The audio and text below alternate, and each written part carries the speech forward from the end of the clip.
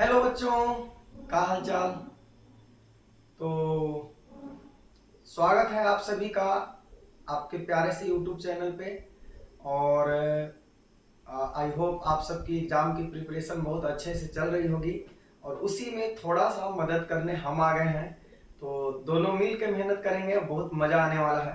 देखो, 8 मंथ हमारा बीत गया है, अगस्त खत्म हो गया, सितंबर शुरू हो गया है और अभी से हमारे पास मात्र 4 महीने बचते हैं।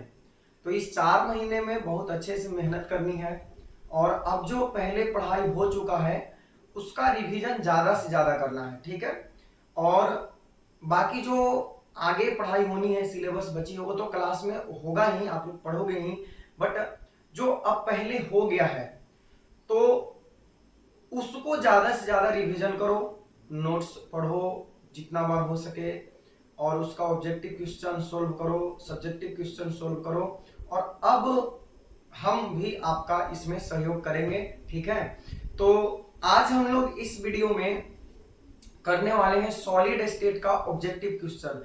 हमने 80 इंपॉर्टेंट क्वेश्चन लिया है इसमें और मुझे पूरा विश्वास है कि यदि आप वीडियो लास्ट तक देख लेते हो पूरा, अगर इसमें सारा क्वेश्चन आप सोल्व कर लेते हो तो इससे बाहर बिल्कुल भी सवाल आने की कोई संभावना नहीं है। और ना सिर्फ ऑब्जेक्टिव बल्कि इसमें जितना हम डिस्कशन करने वाले हैं वो आपके सब्जेक्टिव क्वेश्चन के लिए भी इम्पोर्टेंट होने वाला है।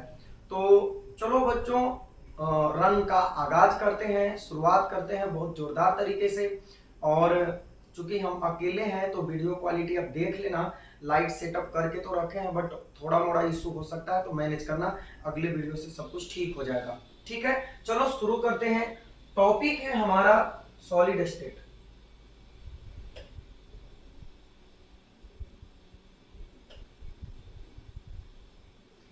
यानी हमारा जो चैप्टर है बच्चों, चैप्टर का नाम है सॉलिड स्टेट, ठीक है।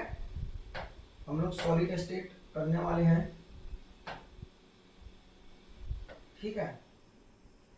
और इसमें जो भी इंपॉर्टेंट क्वेश्चन होगा उसको सारा कुछ डिस्कस करेंगे बड़ी डिटेल में। एक क्वेश्चन से हम कई क्वेश्चन बनाने का प्रयास करेंगे। यहाँ पे देखो, पहला क्वेश्चन है, ए है सॉलिड स्टेट, सॉलिड स्टेट। तो फर्स्ट क्वेश्चन से शुरू करते हैं। इन ए कोवेलेंट सॉलिड, ध्यान देना कौन सा सॉलिड है, कोवेलेंट सॉलिड है।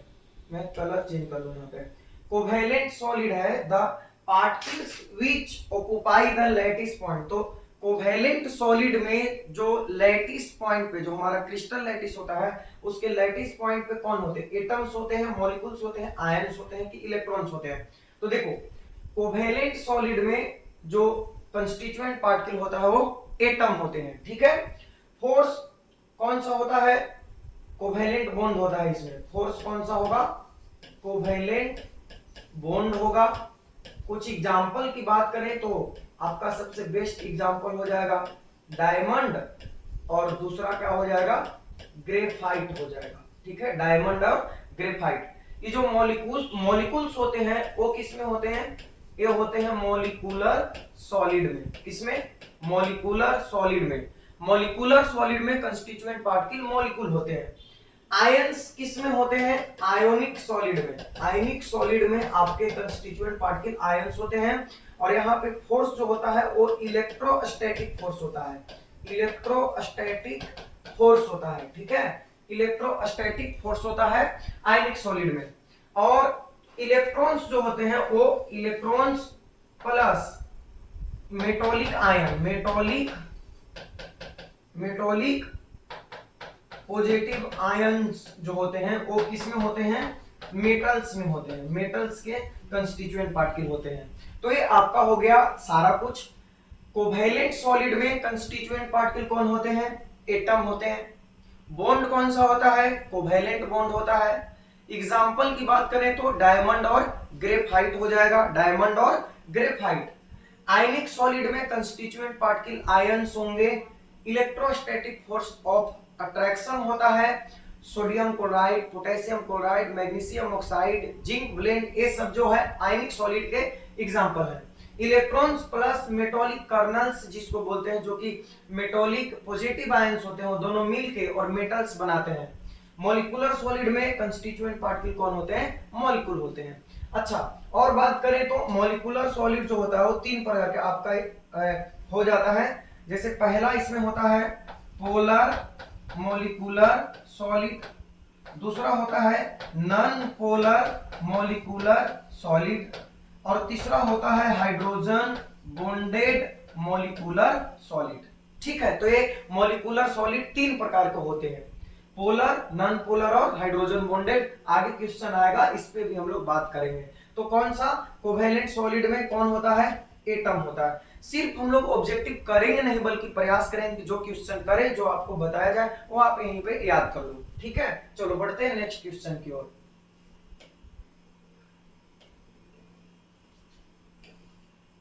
देखो सेकेंड क्वेश्चन है अपने पास। देखो नेक्स्ट क्वेश्चन, दूसरा सवाल है, the crystal system of a compound,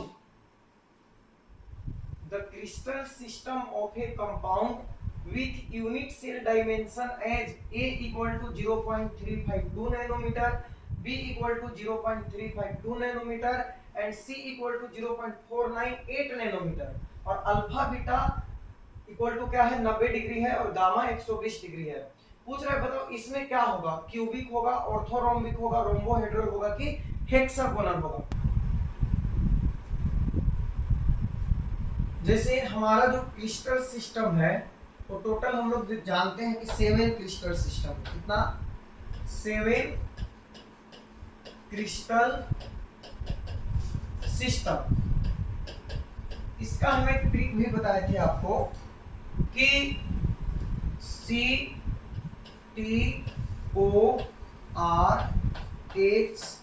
MT, ये ट्रिक बताए थे। C से था आपका क्यूबिक, उसके बाद हम लोग बात किए थे टेट्रागोनल का, उसके बाद था बच्चों ऑर्थोरोम्बिक, नेक्स्ट था रोम्बोहेड्रल, उसके बाद हेक्सागोनल, उसके बाद मोनोक्लिनिक, और लास्ट वन जो था वो क्या था? ट्राइक्लिनिक था। ठीक है, ट्राइक्लिनिक। अब इसमें अगर हम एज लेंथ की बात करें तो हम लोग को पता था कि A equal to B equal to C होता है। क्यूबिक में तीनों जो लेंथ होते हैं आपस में इक्वल होते हैं, तीनों एज लेंथ। फिर उसके बाद बोले थे कि इसमें A इक्वल टू B और नॉट इक्वल टू C होगा, और इसमें क्या होगा? A not equal to B not equal to C होगा। तो फर्स्ट में तीनों इक्वल होगा, सेकंड में दो लास्ट वाला इक्वल होगा, और थर्ड में तीनों। यही 3 बार आपको फिर से क्या करना था? रिपीट करना था। A equal to B equal to C, फिर इसमें A equal to B not equal to C, और इसमें था A not equal to B not equal to C। तो एज लेंथ सबका कंप्लीट हो गया, और लास्ट में जो ट्राइक्लिनिक है इसमें यही वाला 6th वाला रिपीट करना था, A not equal to B not equal to C। तो ये हमारा हो गया एज लेंथ। और एंगल की बात करें तो एंगल हम आपको बताए थे बच्चों कि इसमें alpha equal to beta equal to gamma equal to 90 degree होगा क्यूबिक में। टेट्रागोनल में क्या होगा? तो यही वाला फिर से रिपीट होगा, alpha beta gamma equal to 90 degree, और again alpha beta gamma equal to 90 degree. फिर फोर्थ में क्या करना था कि alpha equal to beta equal to gamma आपस में इक्वल होगा, but not equal to 90 degree होगा। और जो ए हेक्सागोनल था इसमें हम बताए थे कि अल्फा बीटा तो आपका 90 डिग्री होगा, बट एक गामा जो होगा वो कितना होगा? 120 डिग्री हो जाएगा। और इसमें मोनोक्लिनिक में alpha equal to gamma equal to 90 degree था, और beta not equal to 90 degree था। और लास्ट में ट्राइक्लिनिक में alpha not equal to beta not equal to gamma and also not equal to 90 degree. तो ना आपस में कोई इक्वल था और ना ही कोई 90 डिग्री के। तो ये हमारा जो है एक टोटल 7 क्रिस्टल सिस्टम है, इसमें से यही सवाल पूछा जा सकता है कि बताओ इसमें किसका एंगल बराबर है, किसका साइड जो है दो बराबर है, तीसरा बराबर नहीं है। तो हमारे पास जो क्वेश्चन है वो क्वेश्चन कुछ इस तरीके से था कि दो एज जो है वो इक्वल है और तीसरा वाला एज इक्वल नहीं है और एंगल तीनों 90 डिग्री है। तो दो एज इक्वल है और तीसरा वाला इक्वल नहीं है और एंगल तीनों 90 डिग्री है, तो ये क्या होगा, टेट्रागोनल होगा, टेट्रागोनल।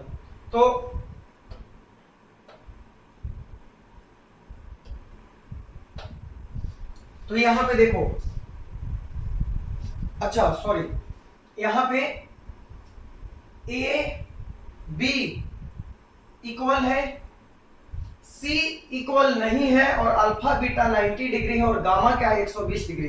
तो गामा 120 डिग्री हम लोग किसमें पढ़े हैं, गामा 120 डिग्री होता है किसमें, हेक्सागोनल में। तो इसका आंसर हो जाएगा हेक्सागोनल। एक एंगल 120 डिग्री हमेशा हेक्सागोनल में होता है, बाकी जो जो होता है वहां पे मैंने आपको बता दिया कि क्या क्या है, सारा कुछ आप देख सकते हो। तो इसमें देख लो हेक्सागोनल में ये बात करते हैं, जो क्वेश्चन हमारा है दो आपस में इक्वल है, दो भुजा आपस में इक्वल है और एक इक्वल नहीं है और एंगल दो अल्फा बीटा 90 डिग्री और गामा कितना है 120 डिग्री है, ठीक है 120 डिग्री है। तो यही है, देख लो 0.352 0.352 और थर्ड वाला जो है 0.498 है, तो अलग है, ये चीज है।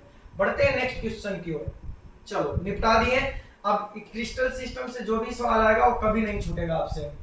नेक्स्ट क्वेश्चन है how many kinds of space lattice, how many kinds of space lattice are possible in a crystal. तो टोटल कितने प्रकार के स्पेस लैटिस जो है वो संभव है। तो टोटल जो है वो 7 क्रिस्टल सिस्टम से 14 प्रकार के पॉसिबल होता है, जिसको हम लोग बोलते हैं ब्रेवियस लैटिस, ब्रेवियस लैटिसेस बोलते हैं, ब्रेवियस लैटिसेस। टोटल कितने पॉसिबल है, 14 पॉसिबल है, ठीक है। कितना देखो, CTORHMT,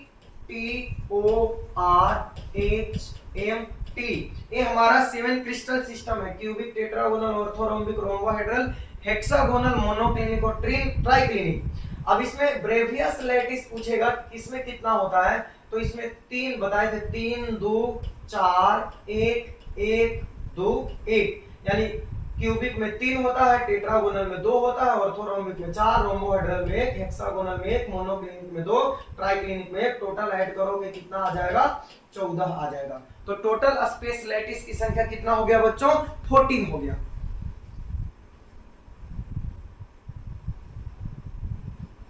ठीक है 14 हो गया। बढ़ते हैं नेक्स्ट क्वेश्चन की ओर। देखो, which one of the following is non crystalline solid। तो एमोर्फस सॉलिड कौन है, तो देखो डायमंड क्रिस्टलाइन है, ग्रेफाइट क्रिस्टलाइन है, कॉमन सॉल्ट क्रिस्टलाइन है, रबर जो है, रबर आपका एमोर्फस सॉलिड है। तो रबर हो गया, रबर। उसके बाद जितने भी पॉलीमर्स आते हैं, जितने भी पॉलीमर्स आते हैं, जैसे पॉलीथीन हो गया, पॉलीथीन हो गया, नाइलॉन हो गया, ये सब जो है पॉलीमर्स हैं और ये सब एमोर्फस सॉलिड में आते हैं। उसके बाद जो ग्लास है ना, ग्लास ये भी आपका एमोर्फस सॉलिड ही होता है। तो ये एमोर्फस सॉलिड के एग्जांपल हो गए। नेक्स्ट देखो, which type of crystalline compound is formed by the combination of cation and anion।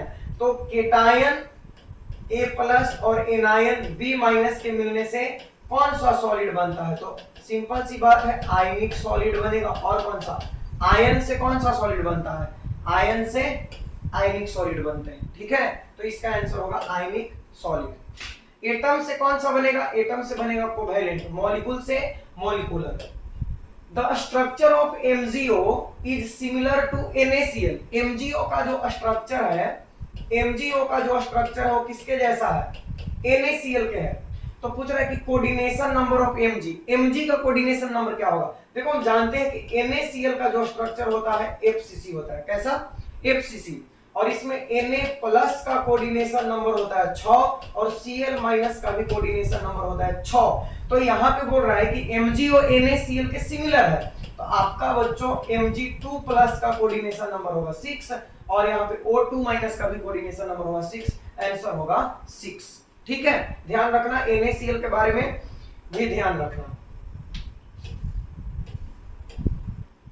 Next, the structure of sodium chloride. तो अभी अभी बताया ना सोडियम क्लोराइड का स्ट्रक्चर कैसा होता है, फेस सेंटर्ड क्यूबिक होता है, FCC होता है, FCC। ठीक है, बॉडी सेंटर्ड का एग्जांपल पूछेगा तो सीजियम क्लोराइड हो जाएगा। ठीक है, और स्क्वायर प्लेनर यहां पे नहीं देखना है। Which of the following is the favorable condition of a crystalline solid? Crystalline solid के लिए कौन सा कंडीशन इनमें से बढ़िया है? Low temperature, high temperature, weak attractive force की हाई थर्मल टेम्परेचर। देखो क्रिस्टेलाइन सॉलिड के लिए कौन सा टेम्परेचर बढ़िया है कि कौन रहेगा तो इसके लिए क्रिस्टेलाइन सॉलिड एग्जिस्ट करने के लिए अच्छा होगा। तो देखो हाई थर्मल टेम्परेचर होना चाहिए, मतलब वो जल्दी मेल्ट नहीं होना चाहिए, ऐसा होना चाहिए कि कुछ टेम्परेचर का सहन कर सके। ठीक है, और नहीं तो तुरंत टेम्परेचर दिए तुरंत पिघल गया, तो क्रिस्टलाइन सॉलिड के लिए फेवरेबल कंडीशन नहीं है। फेवरेबल कंडीशन है हाई थर्मल टेम्परेचर होना चाहिए, यानी ज्यादा ताप सहने वाला होना चाहिए। कोवैलेंट सॉलिड इनमें कौन है? Which is covalent solid? Quartz है, आइस है, ड्राई आइस है। आइस तो आप जानते हो H2O, ठीक है, ड्राई आइस, शुष्क बर्फ, सॉलिड CO2 जो होता है ना, सॉलिड CO2, इसी को ड्राई आइस कहा जाता है। रॉक साल्ट या टेबल साल्ट या कॉमन साल्ट, सब इसी का नाम है। ठीक है, और क्वार्ट्ज जो है हमारा, क्वार्ट्ज जो है वो क्या है? क्वार्ट्ज हमारा है आपका कोवैलेंट सॉलिड। तो डायमंड, ग्रेफाइट, सिलिकॉन कार्बाइड वही क्वार्ट्ज है। Quartz, silicon carbide, silicon dioxide. Iodine क्या है बताओ? आयोडीन क्या है? तो आयोडीन आपका मॉलिक्यूलर सॉलिड है। ठीक है, मॉलिक्यूलर सॉलिड। अब बात करते हैं यहां पे, देखो मॉलिक्यूलर सॉलिड, मॉलिक्यूलर सॉलिड ये हम बताए थे कि 3 प्रकार का होता है। एक होता है पोलर, दूसरा होता है नॉन पोलर, ठीक है, और तीसरा होता है हाइड्रोजन बॉन्डेड। तो पोलर कब होगा? जब एक ही प्रकार के एटम से मिलके बनेगा। ठीक है, ये सब क्या है? सॉरी, ये सब नॉन पोलर है। ये सब क्या है? नॉन पोलर है। पोलर कौन है? पोलर हो गया जैसे आपका HCl हो गया, SO2 हो गया, ठीक है, NH3 हो गया, ये सब आपके पोलर के एग्जांपल हैं जो प्लस माइनस में टूट सकते हैं। नॉन पोलर में एक ही प्रकार का एटम H2, Cl2 सॉलिड, उसके बाद I2 हो गया, ठीक है, ये सब आपके हो गए नॉन पोलर। P4S8, P4S8 ये सब। और हाइड्रोजन बॉन्डेड में 3 इंपोर्टेंट याद रखना है, सॉलिड अमोनिया, वाटर और hydrogen fluoride, hydrogen fluoride HF।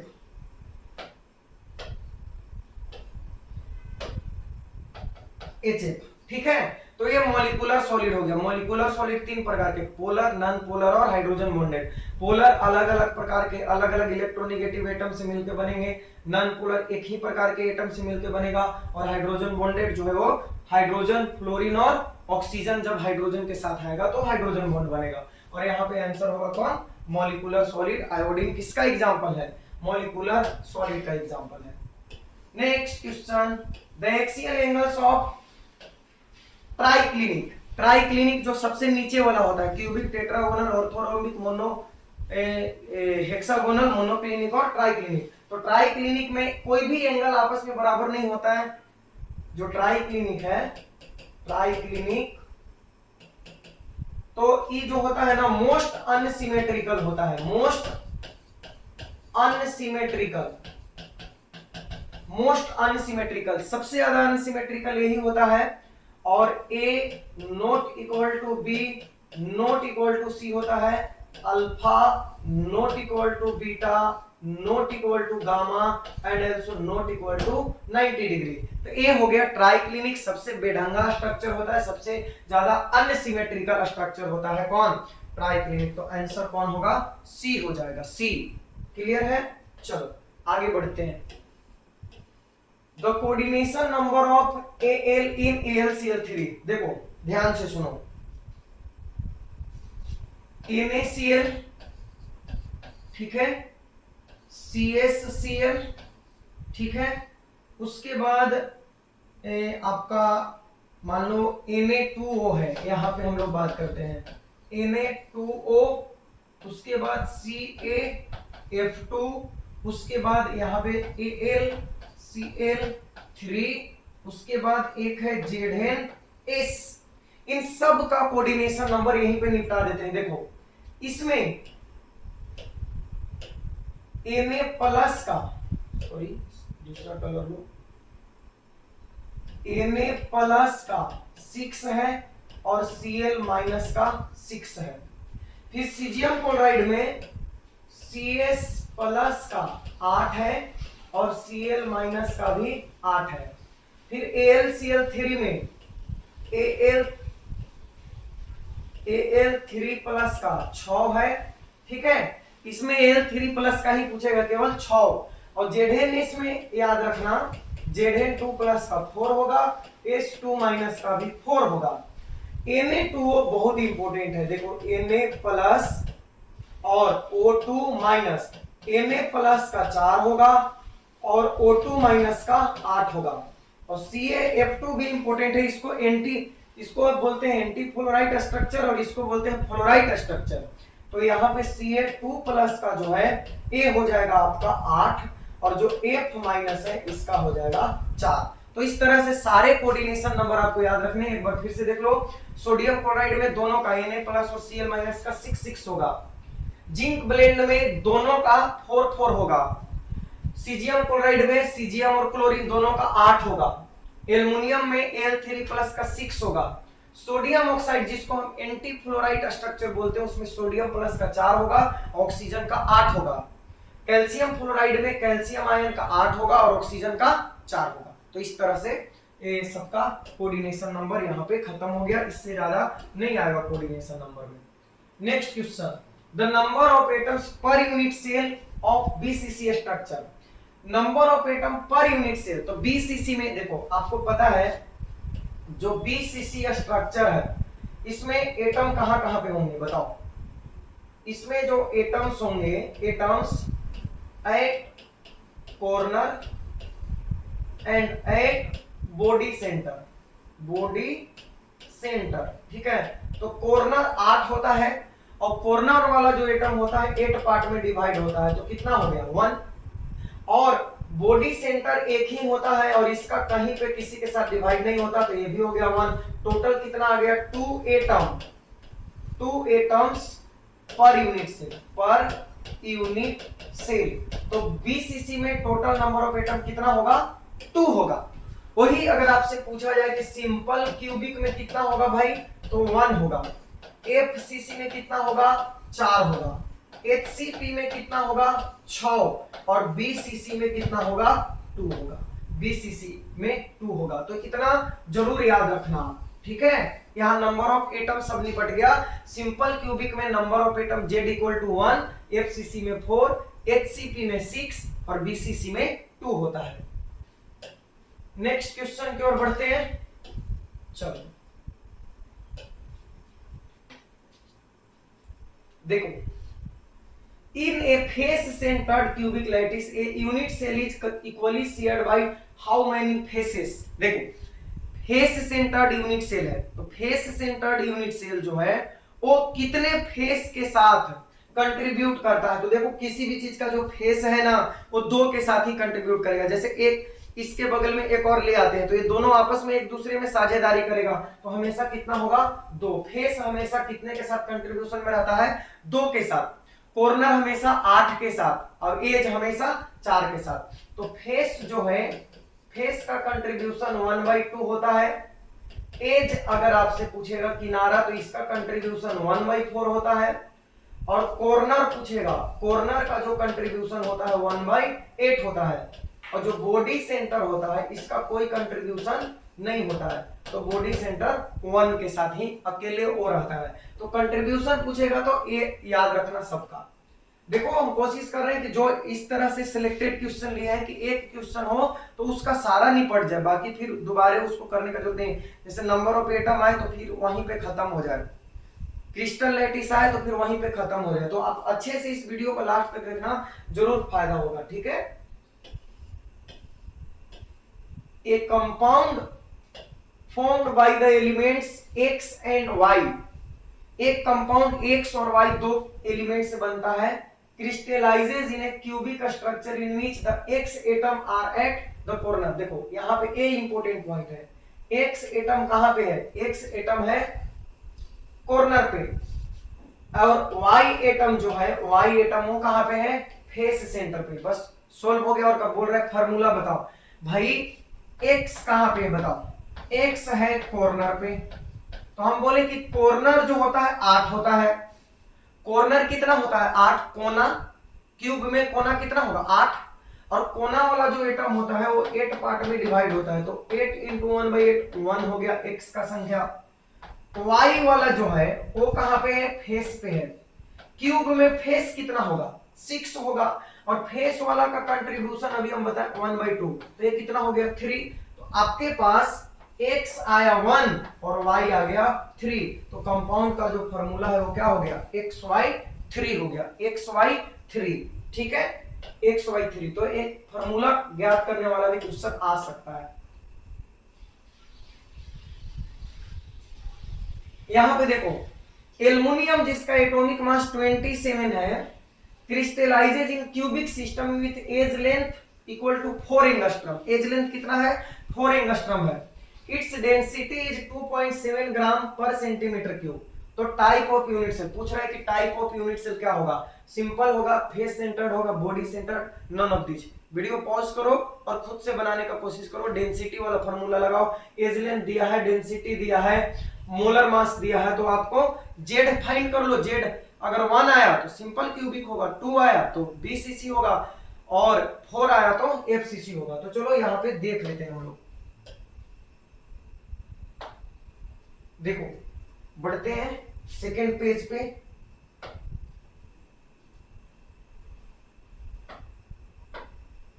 चलो देखो बोला कि एज लेंथ जो है, एज लेंथ वो कितना है 4 एंगस्ट्रॉम है, हम लिख सकते हैं 4 इंटू 10⁻⁸ सेंटीमीटर लिख सकते हैं, ठीक है। एंगस्ट्रॉम को मीटर में बदलेंगे 10⁻⁻10 आएगा, सेंटीमीटर में 10⁻⁸।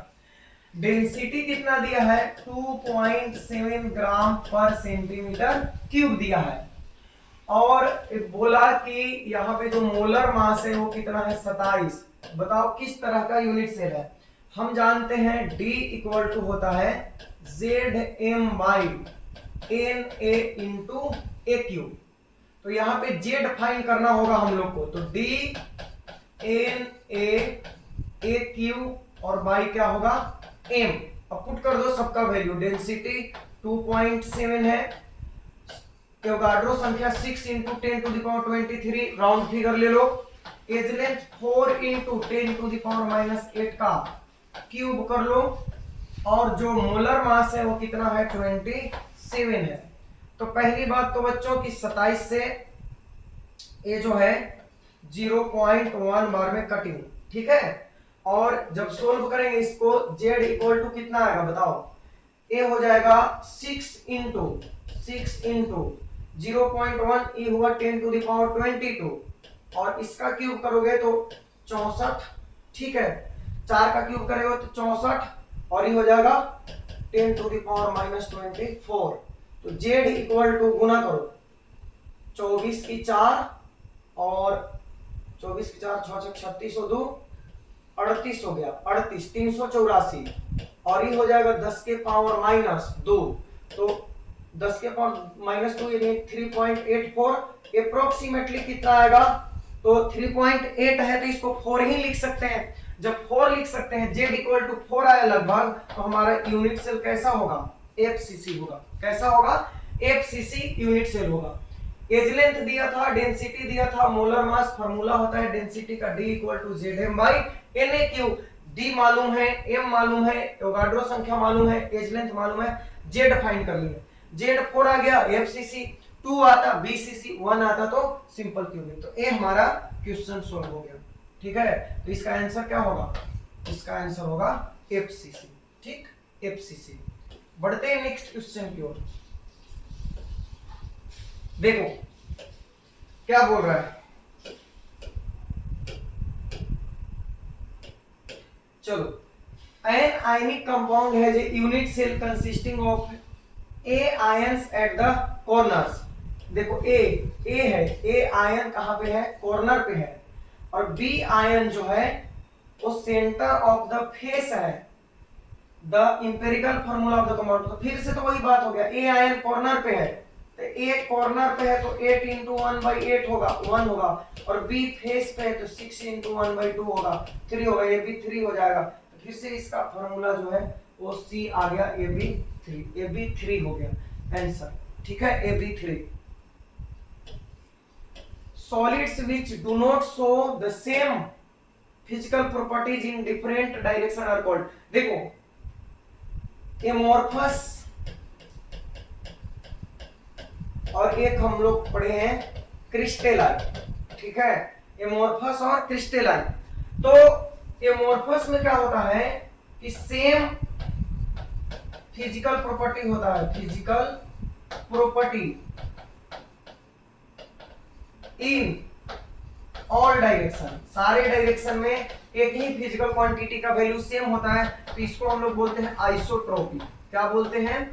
आइसोट्रोपिक। और यही प्रॉपर्टी जो यहाँ पे है वो अलग अलग डायरेक्शन में डिफरेंट हो जाता है फिजिकल प्रॉपर्टी का मान। जैसे रिफ्लेक्टिव इंडेक्स, तो अलग अलग डायरेक्शन में क्रिस्टलाइन सॉलिड में रिफ्लेक्टिव इंडेक्स का मान अलग अलग होगा, तो इसको हम लोग बोलते हैं एनिसोट्रोपिक। एनिसोट्रोपिक, ठीक है, एनिसोट्रोपिक। तो ये बोल रहा है कि solid which do not show the same physical property, यानी सेम नहीं है, सेम रहता तो कौन होता? आइसोट्रोपिक होता, एमोर्फस सॉलिड। लेकिन अलग अलग है तो यहाँ पे हो जाएगा कौन? एनिसोट्रोपिक। तो इसको हम लोग बोलेंगे एनिसोट्रोपिक। अलग अलग फिजिकल प्रॉपर्टी है तो क्या बोलेंगे? एनिसोट्रोपिक बोलेंगे, anisotropic. Total number of lattice arrangements in different type of crystal. तो total number of lattice arrangement, total की बात कर रहा है तो कितना हो जाएगा? 40। क्रिस्टल सिस्टम 7 है, बट उस 7 से कई तरह के अरेंजमेंट बनते हैं और टोटल मिला के कितना हो जाता है? 14 अरेंजमेंट टोटल बनता है, जिसको हम लोग ब्रेवलेस लैटिस बोलते हैं। Which is the coordination number of ions in rock salt? तो अभी बताया थे ना, फिर से एक बार रिवीजन करा दें। रॉक साल्ट NaCl में 6 होगा दोनों का, CaCl में 8 होगा दोनों का, ZnS में 4 होगा दोनों का, और Na2O में इसका होगा 4 और इसका होगा 8, CaF2 में इसका होगा 8 और इसका होगा 4। तो कोऑर्डिनेशन नंबर निपट गया।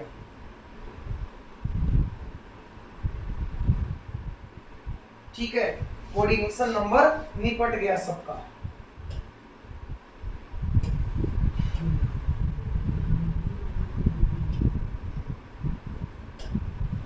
Which of the following unit cell having maximum number of atoms? Maximum number of atom पूछ रहा है, तो BCC में 2 होता है, FCC में 4 होता है, HCB में 6 होता है, और क्यूबिक में, सिंपल क्यूबिक में कितना होता है? सिंपल क्यूबिक में 1 होता है। तो मैक्सिमम किस में होगा? B में। ठीक है, HCP में होगा मैक्सिमम। द एम्प्टी स्पेस, देखो पैकिंग इफिशियंसी से क्वेश्चन आ गया, तो चलो बात कर लेते हैं यहाँ पे सिंपल क्यूबिक का, BCC का और FCC का। तो पैकिंग इफिशियंसी यानी भरा हुआ कितना वॉल्यूम होगा जो एटम के द्वारा ऑक्युपाई होगा, तो सिंपल क्यूबिक का 52.4% होता है। ठीक है, BCC का 68% होता है पैकिंग इफिशियंसी, और FCC का 74% होता है अप्रोक्सीमेट। और जब एम्प्टी स्पेस की बात करेगा, एम्प्टी स्पेस 2018 में क्वेश्चन पूछा है, एम्प्टी स्पेस तो 100 में से घटा दो, 47.6% होगा इसमें, 32% होगा BCC में, और 26% होगा FCC में। पूछ रहा है कि BCC में कितना होगा एम्प्टी स्पेस, तो 32 2%। याद रखना, एक एक बात जो है याद रखने वाला है, ठीक है। The number of carbon atoms in the unit cell of diamond, देखो यह स्पेशल पॉइंट करवा के हम आपको लिखवाए हैं इसमें कि कितना होता है पर यूनिट सेल डायमंड के नंबर ऑफ एटम। तो ये आप याद रख सकते हो 8 होता है, ठीक है। कितना होता है डायमंड में? 8 होता है।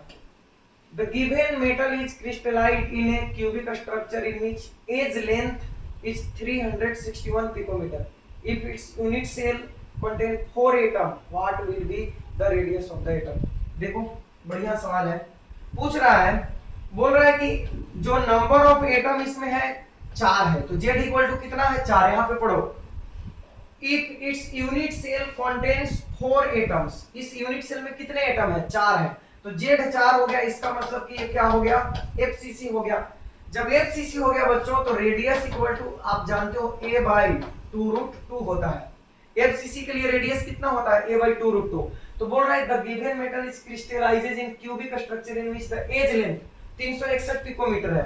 तो आप क्या करो कि R निकालना है, तो 361 और बटा में 2 गुने 1.2 का वैल्यू 1.414 लिख लो यहाँ पे, ठीक है। और उसके बाद भाग दे दो, 361 बटा में कितना कर दो? 2.8828 यानी लगभग 3। तो 361 बटा 3 करोगे तो 3 3 दूनी 6 और 0 123 पॉइंट, यानी लगभग आपका जो है क्या आ जाएगा? 128। पूरा पूरा एक्यूरेट भाग दोगे तो कितना आएगा आपका? लगभग 127 आएगा, क्योंकि हम 3 से भाग दिए हैं तो कम हो गया, 2.8 से भाग देना है तो 127 28 के आसपास आएगा। तो ये हमारा हो जाएगा आंसर। अब यहाँ पे एक चीज जो आपको याद रखना है वो देखो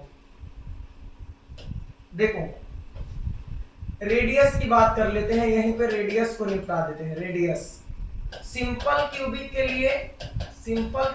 के लिए आपको याद रखना है रेडियस और एज लेंथ में रिलेशन होता है R equal to a/2।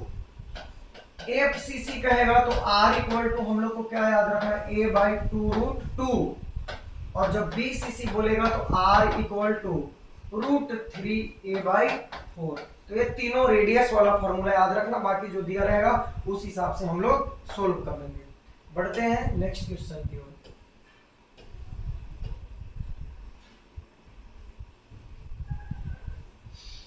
The coordination number of body centred unit cell. Body centred में कितना होता है? BCC का कोऑर्डिनेशन नंबर की बात हो रहा है, तो कोऑर्डिनेशन नंबर 8 होता है। FCC का कोऑर्डिनेशन नंबर कितना होता है? 6 होता है कोऑर्डिनेशन नंबर FCC का, और BCC का 8। HCP का पूछेगा, HCP का तो 12 हो जाता है, ठीक है, ठीक है। HCP और CCP, HCP और CCP का भी कितना होता है? 12 होता है।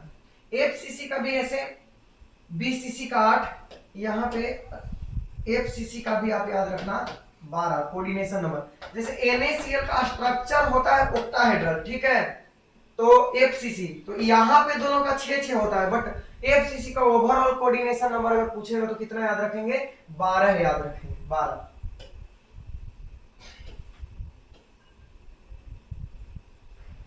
देखो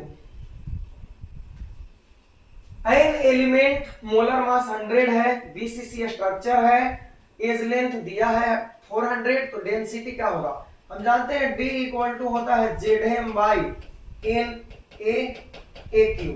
तो कैसा स्ट्रक्चर है? स्ट्रक्चर है BCC है तो Z इक्वल टू 2 होगा। मोलर मास कितना है? 100 है। एवोगाड्रो नंबर 6 गुने 10 के पावर 23 ले लेना। अब AQ 400 पिकोमीटर है, तो ये 400 गुने 10 के पावर -8 सेंटीमीटर है ना, तो पिकोमीटर है ना, तो 10 के पावर -10 सेंटीमीटर, 4 गुने 10 के पावर -8 सेंटीमीटर हो जाएगा। तो 4 गुने 10 के पावर -8 सेंटीमीटर के क्यूब कर देना। सोल्व करके इसका आंसर आप हमको कमेंट करके बताओगे कि कितना आएगा, ठीक है। बाकी यही सिर्फ सोल्व कर लेना है, सब कुछ दिया हुआ है। BCC है तो 2 होगा, ठीक है।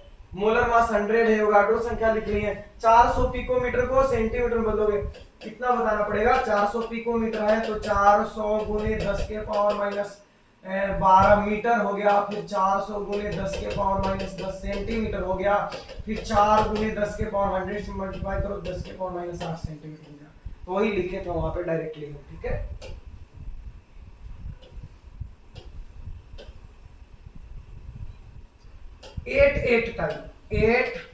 एट टाइप किसमें होता है, अभी बताया ना, एट टाइप किसमें होता है, सीजियम क्लोराइड में, ठीक है। Next, the coordination number of zinc in zinc blende. देखो जिंक ब्लेंड में जिंक का और H2 माइनस का दोनों का कितना होता है, 4 होता है, ठीक है, 4 होता है, याद रखना। At room temperature in BCC structure of sodium metal, the length of the side of cube is इतना, the radius of the sodium atom कैसा है, BCC है, BCC है, तो R इक्वल टू क्या होगा, √3a/4 होगा, √3 1.732। एज लेंथ कितना है, एज लेंथ 4.29 एंगस्ट्रॉम, 4.29 एंगस्ट्रॉम, और बटा में कितना हो गया 4 से भाग दे दो, 4 चौके 16, 4 से 3 बार में 12, 0.433 और 4.29 एंगस्ट्रॉम हो गया, 4 चौके 16, यानी यहाँ पे आंसर कुछ को क्या होने वाला है, लगभग 1.85 एंगस्ट्रॉम होगा जब आप उसको मल्टीप्लाई करोगे तो।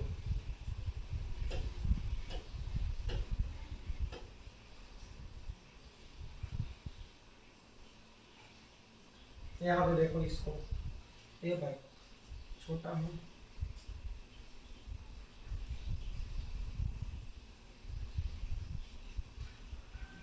देखो the probable structure of an ionic solid with tetrahedral. Tetrahedral के लिए जैसे टोटल बता देते हैं, यहाँ पे ध्यान से सुन लो, अच्छा क्वेश्चन है। 0.155 से अगर कम होगा,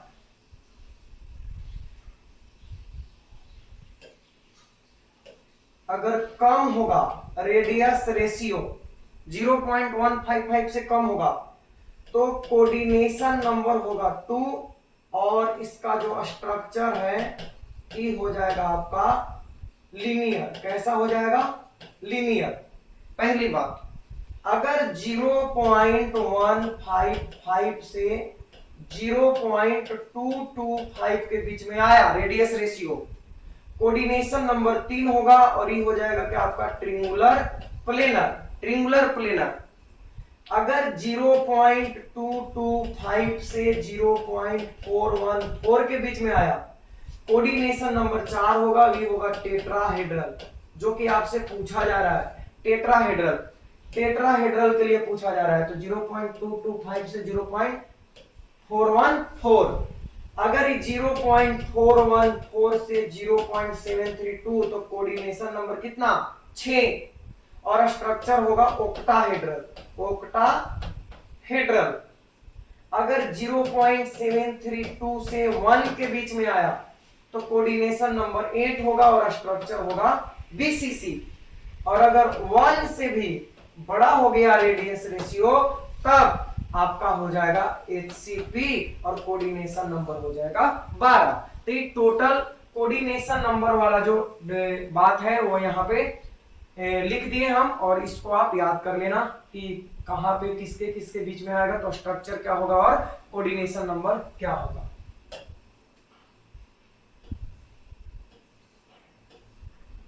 the edge length of the unit cell in terms of radius of the sphere for FCC, BCC and simple। Edge length पूछ रहा है, देखो किसके किसके लिए, FCC, BCC और सिंपल।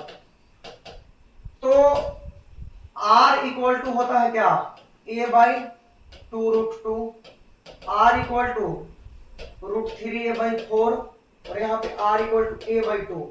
एज लेंथ चाहिए in term of, edge length चाहिए तो a इक्वल टू हो जाएगा 2√2r, इसका a हो जाएगा, यहाँ पे a हो जाएगा 4r/√3, ठीक है, और यहाँ पे a इक्वल टू हो जाएगा 2r। अब मिलाओ कौन सही है। 2√2r 4r/√3, तो इसमें तो कोई नहीं लग रहा है, मतलब हम लोग को यहां देखना पड़ेगा। यहां पे देखो ये वाला होगा, डी ऑप्शन। कौन होगा? D option. एफसीसी के लिए ए इक्वल टू ए होता है, बीसीसी के लिए ए होता है, और सिंपल क्यूबिक के लिए ए इक्वल टू 2r होता है।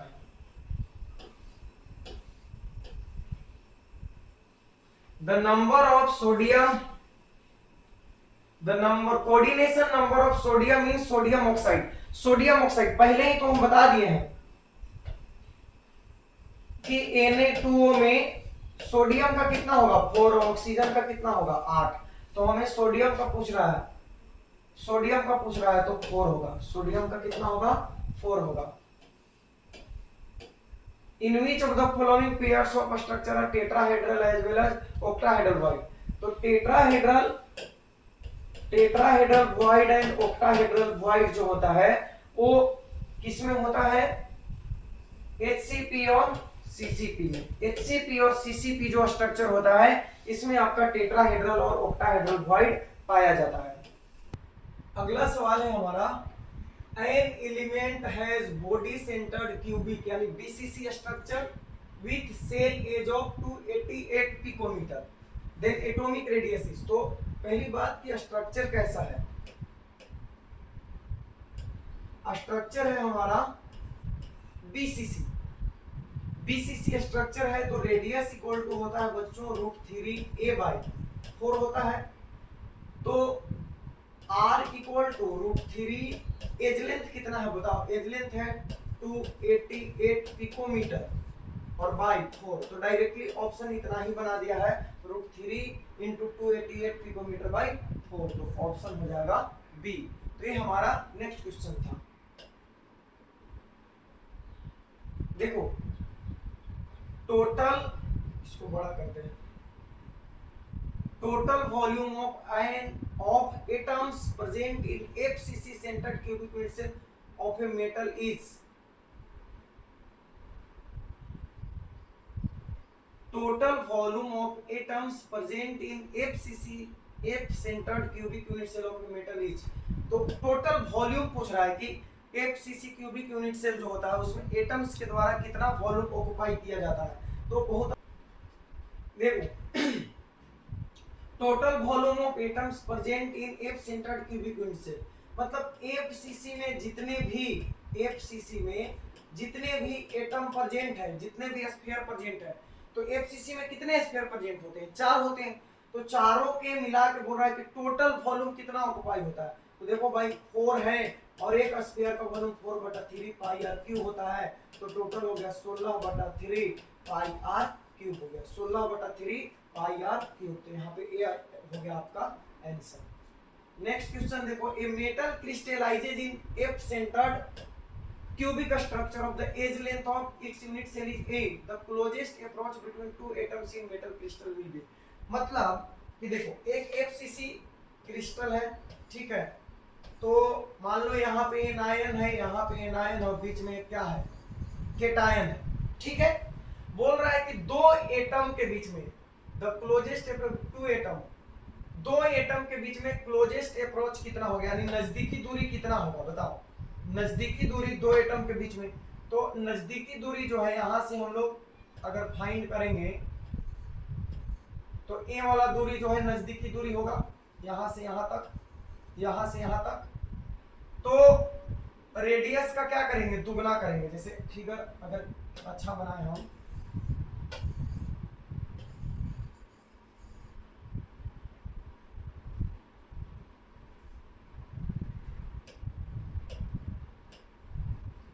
एक सेंटर्ड यूनिट सेल है, जैसे ए हमारा एक एज लेंथ है, तो यहाँ पे एक एटम हो गया, फिर किनारे पे एक एटम होगा और एक एटम हमारा यहाँ पे बीच में होगा। तो हमें चाहिए दो एटम के बीच में क्लोजेस्ट अप्रोच। देखो दो एटम के बीच में क्लोजेस्ट अप्रोच कितना है बताओ? दो एटम के बीच में क्लोजेस्ट अप्रोच, यहाँ और यहाँ के बीच का डिस्टेंस पूछ रहा है। दो नजदीकी एटम के बीच में क्लोजेस्ट अप्रोच यानी नजदीकी दूरी, तो ए हमारा r है और ये हमारा r है। तो अगर हम R प्लस R कर देंगे तो ए वाला एटम और ए वाला एटम के बीच का डिस्टेंस हो जाएगा क्या, तो R प्लस R, यानी हमें क्या फाइंड करना है 2R। तो फॉर FCC हम जानते हैं R इक्वल टू होता है a/2√2, हमें 2R चाहिए तो इधर भी 2 से मल्टीप्लाई करेंगे तो 2a/2√2, 2 से 2 कैंसिल हो गया, a/√2। तो जब भी FCC में दो एटम के बीच में क्लोजेस्ट अप्रोच पूछे तो हमेशा a/√2 होता है। रेडियस FCC के लिए हमें निपटा लो, z इक्वल टू होता है 4, z इक्वल टू क्या होता है 4 होता है। रेडियस इक्वल टू क्या होगा a/2√2, r इक्वल टू क्या हो, a इक्वल टू क्या होगा, अगर एज लेंथ पूछे तो a इक्वल टू होगा 2√2 इंटू r, और अगर क्लोजेस्ट अप्रोच पूछे दो एटम के बीच में तो क्लोजेस्ट अप्रोच होगा आपका a/√2। तो इतना बात FCC में इंपॉर्टेंट है, याद रख लेना इसको। A metal crystallizes with a face-centered cubic lattice. The edge length of the unit cell is 408 picometer. The diameter of the metal is FCC बनाता है FCC। तो FCC के लिए R इक्वल टू होता है a/2√2। हमें डायमीटर चाहिए व्यास, तो डायमीटर रेडियस का दुगना होता है तो D इक्वल टू होगा a/2√2 इंटू 2 से 2 कैंसिल आउट हो गया तो D इक्वल टू हो गया a/√2। तो एज लेंथ कितना है 408 पिकोमीटर और बाई 1.414 से भाग दे देंगे, आपका जो सोल्व करके आएगा वो देख लेना कितना आएगा। अगर इसको 2 मान लें तो ये कितना आ जाएगा 204 आ जाएगा, 2 से कम है तो 2 से कम है तो आपका 288 पिकोमीटर आ जाएगा। कितना 288 पिकोमीटर। सोल्व कर लेना इसको। ए सॉलिड कंपाउंड XY, एक कंपाउंड है XY और स्ट्रक्चर कैसा है NaCl टाइप है। NaCl structure, the radius of the cation is 100 picometre, the radius of anion is, पहले तो यहां देख लो NaCl टाइप स्ट्रक्चर है NaCl। तो NaCl का स्ट्रक्चर जो होता है वो कैसा होता है ऑक्टाहेड्रल होता है, ऑक्टाहेड्रल, और जाओगे तो फिर FCC टाइप का बनाता है। इसके लिए रेडियस रेशियो जो होता है बच्चों NaCl के लिए रेडियस रेशियो वो होता है 0.414 के इक्वल, ठीक है 0.414 के इक्वल या ग्रेटर देन और 0.732 से कम होता है, ठीक है। रेडियस रेशियो 0.414 के इक्वल या ग्रेटर होता है और 0.732 से कम होता है। तो हम जानते हैं कि R प्लस बटा R माइनस इक्वल टू क्या हो गया 0.414, किसके लिए NaCl के लिए, क्योंकि इक्वल तो 0.414 के ही बराबर होता है, इक्वल होता है। R प्लस कितना हो गया radius of anion, R plus हो गया 100, R माइनस हमें फाइंड करना है इक्वल टू 0.414, तो R माइनस इक्वल टू हो गया 100 बाई 0.414, भाग देंगे आ जाएगा 241.5 पिकोमीटर यानी 241 पिकोमीटर हो जाएगा। तो याद रखना NaCl के लिए जो आपका रेडियस रेशियो है NaCl के लिए हमेशा याद रखना रेडियस रेशियो जो है 0.414 के इक्वल या ग्रेटर देन होगा और 0.732 से कम होगा। वही सीजियम क्लोराइड टाइप अगर कहेगा तो इसके लिए रेडियस रेशियो जो होगा वो 0.732 के इक्वल या ग्रेटर देन होगा और 1 से कम होगा। तो ये बात हो गया, दोनों चीज याद रखना, ठीक है। चलो next question, AB crystallizes in a body centered cubic lattice with edge length O equal to 387 picometre the distance between two oppositely charge ion. तो देखो बीसीसी की बात करते हैं, बीसीसी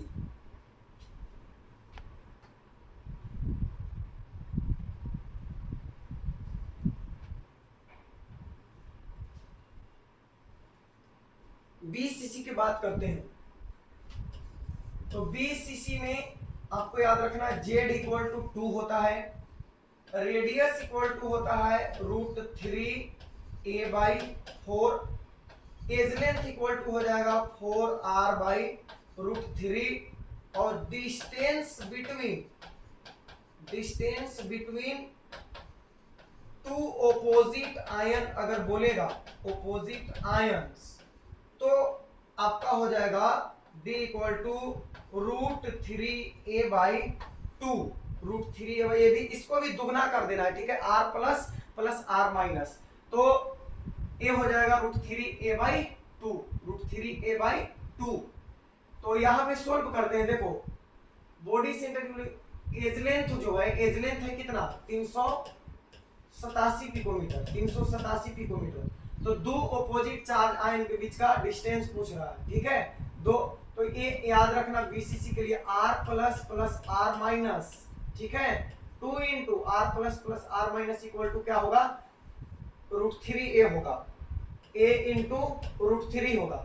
तो r plus r minus equal to होगा √3a/2। यही हम डायरेक्ट फॉर्मूला आपको बता दिए। तो 1.732 इंटू एज लेंथ कितना है 387 और बटा में कितना हो जाएगा 2। अब आपको इसको खाली सोल्व कर लेना है, सोल्व करोगे तो 335 पिकोमीटर के आसपास आ जाएगा, तो आपका आंसर हो जाएगा ए। तो उतना बात उधर याद रख लेना, और बाकी जो पूछ रहा था √3a/2 दो ऑपोजिट आयन के बीच का डिस्टेंस कर लेंगे, 335 आ जाएगा। नेक्स्ट क्वेश्चन देखो, which of the following statement is not correct? The number of carbon atom of a unit cell diamond is 4। देखो डायमंड के यूनिट सेल में 4 कार्बन एटम होते हैं, सही है, ठीक है, 4 कार्बन एटम होते हैं, सही है। टेट्राहेड्रल होता है ना, स्ट्रक्चर कैसा होता है टेट्राहेड्रल होता है, ठीक है। एक यूनिट सेल में 4 कार्बन होंगे।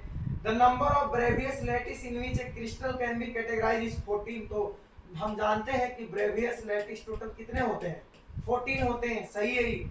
The fraction of total volume occupied by atoms in a primitive cell. तो प्रिमिटिव सेल पैकिंग इफिशिएंसी पूछेगा तो 52.4% होता है। वही पैकिंग फ्रैक्शन पूछेगा बच्चों तो 100 से भाग दे देना, इसमें परसेंटेज खत्म, 0.52 हो जाएगा, 0.52। देखो पैकिंग इफिशिएंसी जो होता है वो परसेंट में होता है, ठीक है, और पैकिंग फ्रैक्शन जो होता है जितना परसेंटेज है उसमें 100 से मल्टीप्लाई डिवाइड कर दो, हो जाएगा खत्म। तो अगर बात करें हम सिंपल क्यूबिक का, हम पैकिंग इफिशिएंसी की बात कर रहे हैं, पैकिंग इफिशिएंसी तो 52.4% है, ठीक है। बीसीसी का 68% है और एफसीसी का 74% है। लेकिन अगर हम पैकिंग फ्रैक्शन का बात करें, पैकिंग फ्रैक्शन तो सिंपल क्यूबिक का 0.524 हो जाएगा, बीसीसी का 0.68 होगा और एफसीसी का 0.74 होगा। कंफ्यूज मत होना packing efficiency and packing fraction में। तो यहाँ पे बोल रहा है कि पैकिंग फ्रैक्शन जो होता है 0.48 होता है, जो कि गलत है। सिंपल क्यूबिक का पैकिंग फ्रैक्शन 0.52 होता है। Molecular solid are generally volatile, हाँ, क्योंकि मॉलिक्यूलर सॉलिड जनरली गैस होते हैं या वोलेटाइल लिक्विड होते हैं, वोलेटाइल लिक्विड होते हैं, गैस या वोलेटाइल लिक्विड होते हैं, गैस या वोलेटाइल लिक्विड। तो सही है। तो हमारा चुनना था कि इनकरेक्ट स्टेटमेंट कौन है, तो इनकरेक्ट हमारा है सी। बाकी जो एक्स्ट्रा पॉइंट बताए हैं उसको याद रखना, ठीक है। The intermetallic compound lithium argentide है, LiAg, lithium argentide. Both lithium and silver है कोऑर्डिनेशन नंबर। अब बोल रहा है लिथियम और सिल्वर का कोऑर्डिनेशन नंबर 8 है, 8 है, 8। लिथियम का भी 8 है, सिल्वर का भी 8 है। 8 कोऑर्डिनेशन नंबर किसमें होता है? बीसीसी में। इसका उदाहरण हम सीजियम क्लोराइड बताए थे। तो आपका आंसर हो जाएगा बॉडी सेंटर्ड बीसीसी। ठीक है, बीसीसी। ठीक है, तो सीजियम को जब लिथियम और सिल्वर दोनों का 8 है, तो 8 कोऑर्डिनेशन नंबर सीजियम क्लोराइड में होता है जो कि बीसीसी टाइप है। तो यहां भी इसका स्ट्रक्चर कैसा होगा? बीसीसी टाइप होगा। In HCP unit cell the number of atoms. HCP भाई कितना बार पूछोगे? भाई कितना बार पूछोगे बताओ? जेड 2 होता है, एफसीसी में जेड 4 होता है, सिंपल क्यूबिक में जेड 2 होता है, एक इंडेसेंटर्ड बताए थे उसमें भी 2 होता है, एचसीपी में बताए थे कि कितना होता है? 6 होता है। तो एचसीपी में नंबर ऑफ एटम 6 होते हैं। Total number of tetrahedral voids in the face centred unit cell. Face centred FCC. अब एक चीज यहां पे जो इंपॉर्टेंट हम बताने वाले हैं कि if number of atoms in unit cell, unit cell में नंबर ऑफ एटम यदि n है बच्चों, तो उसमें जो ऑक्टाहेड्रल वॉइड होगा, ऑक्टाहेड्रल वॉइड होगा, उसका संख्या होगा n। मतलब जितना नंबर ऑफ एटम है उतना ही ऑक्टाहेड्रल वॉइड होगा। लेकिन जो टेट्राहेड्रल वॉइड है, टेट्राहेड्रल वॉइड जो है वो क्या होगा? दुगना होगा। टेट्राहेड्रल वॉइड क्या होगा? दुगना होगा। और octahedral void number of atom के बराबर होगा। जैसे बीसीसी की अगर हम बात करें, बीसीसी में तो पहले होता ही नहीं है। सिंपल क्यूबिक में आपको बात ही नहीं करना वॉइड का। वॉइड किस में होता है? एफसीसी या सीसीपी में वॉइड पाया जाता है। एफसीसी, सीसीपी, एचसीपी, यही जो है इसी में वॉइड पाया जाता है। Tetrahedral void and octahedral void. आपसे पूछेगा बीसीसी में वॉइड कितना होता है? भाई 0 होता है। ठीक है, आपको वॉइड एफसीसी, सीसीपी, एचसीपी याद रखना है। और हम जानते हैं कि एफसीसी में नंबर ऑफ एटम कितना होता है? भाई 4 होता है। एफसीसी में नंबर ऑफ एटम 4 होता है। तो अगर ऑक्टाहेड्रल वॉइड पूछेगा तो 4 ही होगा। लेकिन टेट्राहेड्रल वॉइड पूछेगा तो 4 का दुगना हो जाएगा, 8 होगा। तो यहाँ पे पूछ रहा है टेट्राहेड्रल वॉइड कितना होगा? तो एफसीसी में नंबर ऑफ एटम 4 होता है, टेट्राहेड्रल वॉइड 8 हो जाएगा। Which has HCP crystal structure. HCP crystal structure किसका होता है भाई? इसमें बताओ, HCP क्रिस्टल स्ट्रक्चर किसका होता है? सीजियम क्लोराइड का कैसा होता है? BCC होता है। जिंक का CCP स्ट्रक्चर होता है। NaCl का FCC होता है। उसी के जैसा इसका होगा RbCl का FCC। तो जिंक का ही CCP या HCP टाइप का स्ट्रक्चर होता है। ठीक है, किसका होता है?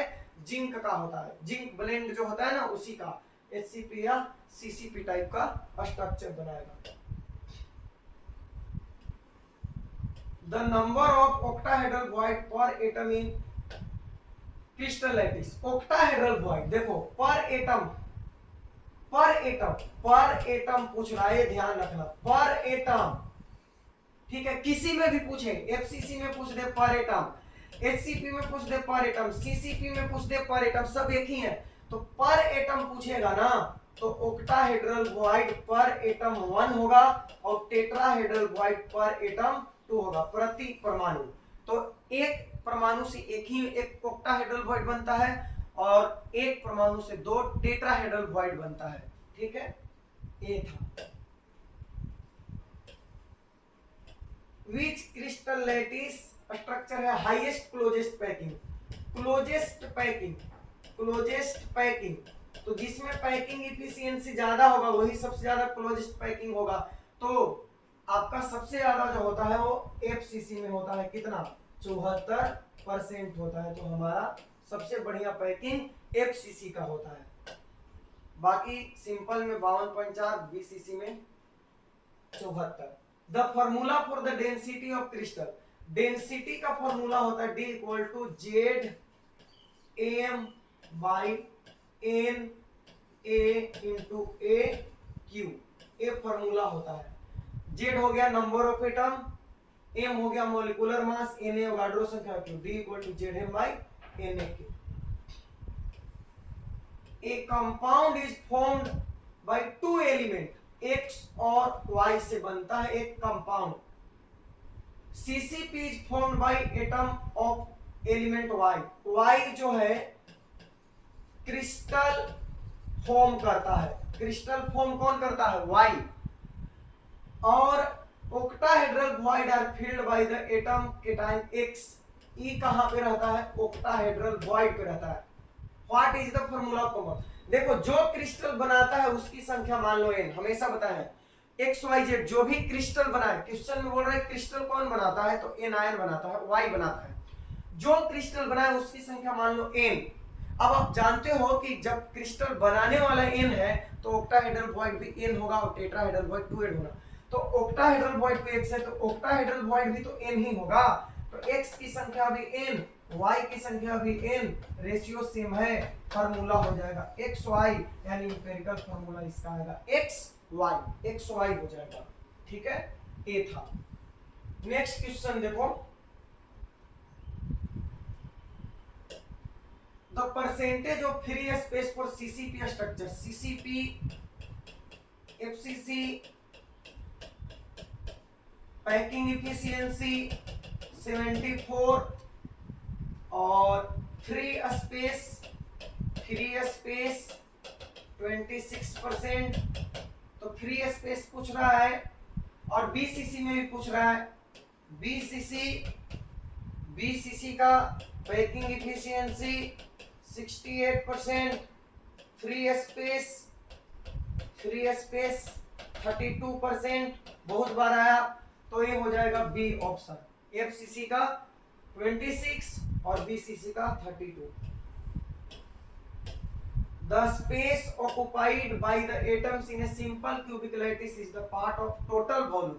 टोटल वॉल्यूम का कितना पार्ट जो है वो सिंपल क्यूबिक में स्फीयर के द्वारा ऑक्युपाई रहता है। तो भाई सिंपल क्यूबिक है तो जेड है तो एक ही होगा, तो इसका जो वॉल्यूम है एटम का वॉल्यूम एक है तो 4/3 पाई आर क्यूब होगा।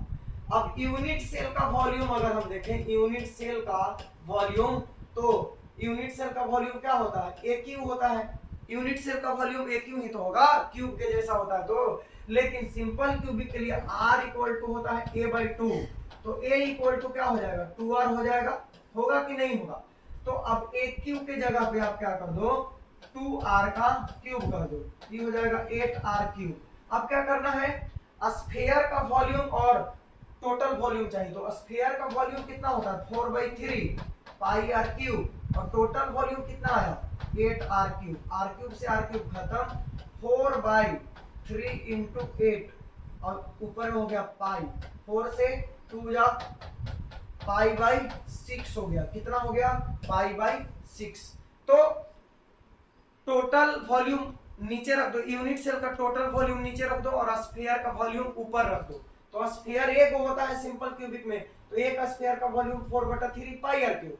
अब यूनिट सेल का वॉल्यूम तो क्यूब होता है तो ए क्यूब होगा, और r इक्वल टू a/2 होता है तो a इक्वल टू 2r, तो a के जगह पे 2r का क्यूब यानी 8r क्यूब। अब यहाँ पे हो गया वॉल्यूम ऑफ स्फीयर, ऊपर में क्या हो गया, ऊपर में हो गया वॉल्यूम ऑफ स्फीयर और नीचे हमें हो गया volume of unit cell, volume of unit cell. तो ये आ गया पाई/6। सिंपल क्यूबिक में कितना आता है पाई/6 आता है, बहुत बार आया है सब exam. In a compound atom of element Y form CCP, देखो फिर से यहाँ पे आया, वाई क्या करता है सीसीपी फॉर्म करता है, यानी क्रिस्टल कौन बनाता है वाई, और एक्स कहां पे है 2/3 of tetrahedral void, 2/3 of tetrahedral void यहाँ पे है। जो सीसीपी बनाता है उसकी संख्या हम मान लेते हैं n, यानी जो भी क्रिस्टल बना रहा है उसकी संख्या मान लो n।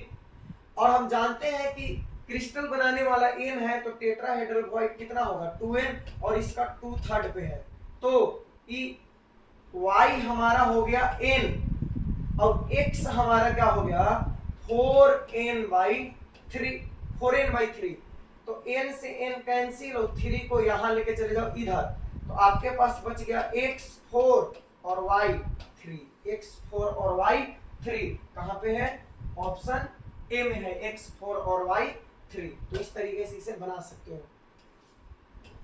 Copper crystallises in FCC with unit cell length of 361 picometre. आज टीचर डे है बच्चों, हम सोचे आज अच्छा दिन है, टीचर डे है तो टीचर का कर्तव्य निभाते हैं और आपके लिए आज से शुरू कर देते हैं।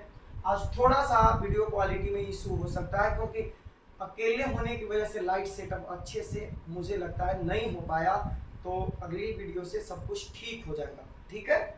और टीचर डे के तोहफा के रूप में मेरे तरफ से आप लोगों को पहले तो बहुत बहुत शुभकामनाएं और बाकी आज से हम लोग लग गए हैं तो आगे करते रहेंगे। Copper crystallises in FCC with unit cell length 361 what is the radius of copper. कैसा बनाता है कॉपर FCC बनाता है, FCC बनाता है तो R इक्वल टू क्या होगा 2√A/2√2 R इक्वल टू ए कितना है 361 पिकोमीटर बाई 2.828 हो जाएगा 1.414 होता है ना तो मल्टीप्लाई कर देंगे 2 से 2.828 भाग दे लो कितना आएगा 127 के आसपास आएगा। The edge length of a face centred cubic cell of an ionic substance is 508 FCC है और एज लेंथ कितना है 508 पिकोमीटर है। If the radius of cation R plus बोल रहा है R प्लस की 110 पिकोमीटर है तो R माइनस क्या होगा R माइनस हो जाएगा आपका क्या होगा ये पूछ रहा है। तो देखो भाई ध्यान देना, सिंपल क्यूबिक की अगर बात हो तो R plus plus R minus equal to याद रखना A/2।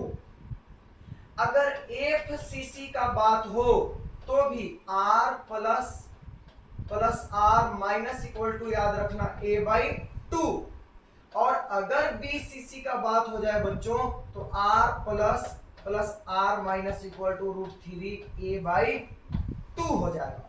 तो ये तीनों एकदम VVI है, जितना बताए हैं एक्स्ट्रा पॉइंट हर एक क्वेश्चन में कुछ ना कुछ एक्स्ट्रा पॉइंट आपको हम बताए हैं वो सारा कुछ याद रखना बहुत इंपॉर्टेंट है।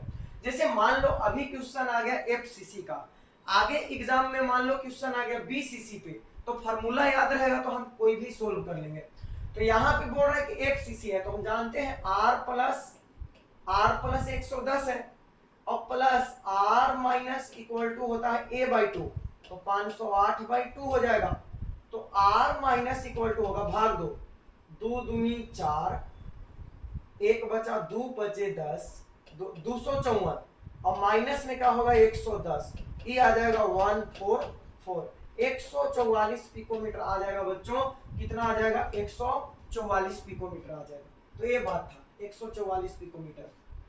नेक्स्ट सीजियम क्लोराइड जो है, सीजियम क्लोराइड देखो आ गया यहाँ पे लिखा हुआ है सीजियम क्लोराइड।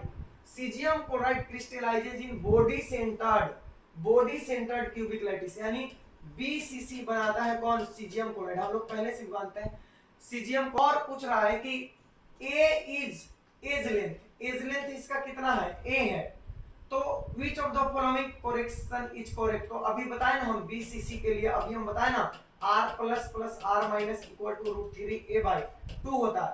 R प्लस का मतलब CS प्लस और R माइनस का मतलब Cl माइनस का रेडियस बराबर √3A/2 होगा। तो RCS प्लस RCl में √3A/2 होगा। ऑप्शन हो जाएगा आपका C सही हो जाएगा। देखो बोलते बोलते सवाल जो है वो आ गया। Element B form CCP structure. B कैसे बनाता है CCP ना समझ में आए तो आपको FCC तो पता चलता ही होगा। A occupied half of the octahedral void.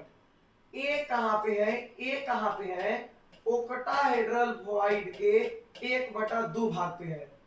While oxygen atom occupy all tetrahedral void, oxygen कहाँ ऑक्युपाई है? टेट्राहेड्रल वॉइड पे, ऑल पे, सारे टेट्राहेड्रल वॉइड पे। और बी फॉर्म सीसीपी, बी क्या करता है? बी क्या करता है? सीसीपी फॉर्म करता है, सीसीपी फॉर्म करता है। अब देखो कितना आसानी से बनेगा। जो सीसीपी फॉर्म किया, जो क्रिस्टल बनाया उसको हम मानेंगे एन, उसको मानेंगे एन। और ओक्टाहेड्रल वॉइड भी कितना होगा? एन। ओक्टाहेड्रल वॉइड भी कितना होगा? वो एन। तो एन के 1/2 पे ए है। टेट्राहेड्रल वॉइड कितना होगा? 2n। और उस सब पे क्या है? ओ है। तो आप सजा लो, देखो ए हमारे पास हो गया n/2, बी कितना हो गया? बी हो गया हमारे पास n, और ओ कितना हो गया? ओ हमारे पास हो गया 2n। तो अब यहां पे जरा ध्यान दो, n n n तीनों में है। तो अब बताओ, ए जो है, ए हमारे पास 1/2 आया, बी 1 आया, और ओ कितना आया? ओ 2 आया। तो इस सब में मल्टीप्लाई होता है। तो ए जो है ए रहेगा, बी 2 हो जाएगा, और ओ हमारा कितना हो जाएगा? ओ 4 हो जाएगा। वो फ्रैक्शन में था 1/2, इंटीजर में देंगे Ab2O4 हो जाएगा, Ab2O4, यानी हमारा ए हो जाएगा। जैसे नहीं समझे, देखो ए बी क्रिस्टल बना रहा है तो बी एन हो गया। ए बोल रहा है कि ए जो है ओ ऑक्टाहेड्रल वॉइड के आधा है, तो क्रिस्टल बनाने वाला एन है तो ऑक्टाहेड्रल वॉइड एन होगा, और एन के आधे पे ए है। और ओ जो है ओ कहां पे है? तो टेट्राहेड्रल, टेट्राहेड्रल वॉइड दुगना होगा, सारे टेट्राहेड्रल वॉइड पे है। तो अब ए हमारा कितना हो गया? n/2 हो गया। बी हमारा कितना हो गया? बी एन हो गया। और ओ कितना हो गया? 2n हो गया। तो आप देखो जो कटने वाला है, जो सब में है, वो तो खत्म हो ही जाएगा। तो ए हो गया 1/2, बी हो गया 1, और ओ हो गया 2। अब जो नीचे रहता है ना, इसके नीचे कुछ नहीं तो 1 है, इसके नीचे कुछ नहीं तो 1 है। तो एलसीएम ले लो तीनों का, तो 2 का एलसीएम, 2 1 1 का एलसीएम 2 ही होगा, और सब में मल्टीप्लाई कर दो। तो ए 1/2 × 2, बी 1 × 2, और ओ 2 × 2। तो ये हो जाएगा AbO4, Ab2O4 हो जाएगा। इस तरीके से करते हैं, ठीक है। In which pair most efficient packing, बता दिए हैं हम पहले ही आपको, HCP और CCP में सबसे ज्यादा पैकिंग इफिशिएंसी होता है। When elements are trapped in crystal in the anionic vacancy, the defect is known as, anion के वैकेंसी में, एनायन के वैकेंसी में जब इलेक्ट्रॉन चल जाता है तो इसको हम लोग बोलते हैं एफ सेंटर। क्या बोलते हैं? F centre. अब ई जो होता है कलर सेंटर होता है, यानी क्रिस्टल के कलर के लिए रिस्पॉन्सिबल होता है, तो इसको हम लोग क्या बोलते हैं? F centre. बोलेगा क्रिस्टल में कलर के लिए उत्तरदायी कौन होता है? तो एफ सेंटर होता है। जो एनायन वैकेंसी में फंसा हुआ इलेक्ट्रॉन होता है वही होता है। If we mix a pentavalent impurity in the crystal lattice of germanium, देखो E है ग्रुप 14 का एलिमेंट, 14, ठीक है, और इधर है 13 और इधर है 15। तो इसमें ध्यान रखने वाली बात क्या है कि इसमें आता है कार्बन, सिलिकॉन, जर्मेनियम, टिन और लेड, और 13 में आता है बोरॉन, एल्युमिनियम, गैलियम, इंडियम और थैलियम, और इसमें आता है नाइट्रोजन, फास्फोरस, आर्सेनिक, एंटीमनी और बिस्मथ, ठीक है। तो ये 13, 14 और 15 हो गया। अब अपने काम का जो चीज है वो है यहां पे देखो, सिलिकॉन और जर्मेनियम, ये दोनों जो है वो क्या है? सेमीकंडक्टर है, सेमीकंडक्टर, सेमीकंडक्टर है, अर्धचालक है, सिलिकॉन और जर्मेनियम। अभी जब सिलिकॉन जर्मेनियम प्योर फॉर्म में रहता है तो उतना ज्यादा इंपॉर्टेंट नहीं है, उतना बढ़िया सेमीकंडक्टर नहीं, कंडक्टर नहीं है। लेकिन जब हम 13 वाला देखो, ये जो है ग्रुप 13 एलिमेंट जो है इसको हम बोलते हैं ट्राईवैलेंट, ट्राईवैलेंट इंप्यूरिटी, ठीक है, ट्राईवैलेंट इंप्योरिटी। और जो ये 15 वाला जितने भी है इसको हम लोग बोलते हैं पेंटावैलेंट, पेंटावैलेंट इंप्योरिटी। ठीक, 13 वाले को ट्राईवैलेंट और 15 वाले को पेंटावैलेंट। जब आप ट्राईवैलेंट इंप्योरिटी ऐड करते हो किसमें, सिलिकॉन और जर्मेनियम में, किसमें ऐड करते हो, सिलिकॉन और जर्मेनियम में, तो जो सेमीकंडक्टर मिलता है इसको हम लोग बोलते हैं P type semiconductor, P type semiconductor. और पी टाइप सेमीकंडक्टर में अगर आपसे पूछेगा कि मेजोरिटी कैरियर क्या होता है, तो मेजोरिटी कैरियर होता है पॉजिटिव होल। क्या होता है, पॉजिटिव होल के कारण ये गुड कंडक्टर हो जाता है। पी टाइप सेमीकंडक्टर में मेजोरिटी कैरियर क्या होता है, पॉजिटिव होल। और जो एन, ये आपने अगर पेंटावैलेंट इंप्योरिटी को ऐड कर दिया सिलिकॉन और जर्मेनियम में, तो ये जो बनता है इसको हम लोग कहते हैं एन टाइप सेमीकंडक्टर। क्या बोलते हैं, N type.